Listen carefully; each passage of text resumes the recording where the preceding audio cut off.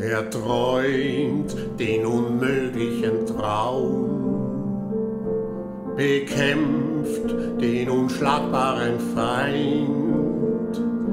Er trägt den untragbaren Kummer, stürmt vor, wo der Tapferste flieht. Er bricht das unrichtige Recht. Er liebt keusch und flammend von fern. Er reicht noch mit müdesten Armen nach dir, unerreichbarer Stern.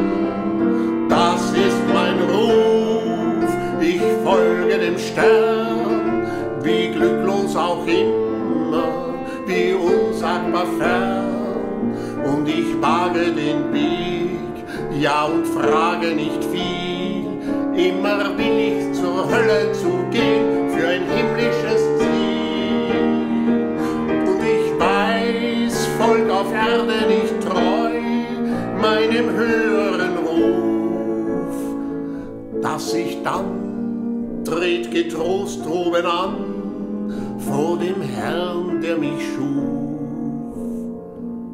Und der Welt wird ein helleres Licht, weil ein Mann, oh so hoffnungslos gern, aus der Nacht selber blind noch gereicht hat, nach dir, unerreichbarer Stern. Das ist mein Ruf, ich folge dem Stern, wie glücklos auch immer, wie unsagbar fern. Und ich wage den Weg, ja, und frage nicht viel. Immer will ich zur Hölle zu gehen für ein himmlisches Ziel. Und ich weiß, Volk auf Erde nicht treu meinem höheren Ruf. Dass ich dann dreht getrost droben an vor dem Herrn, der mich schuf.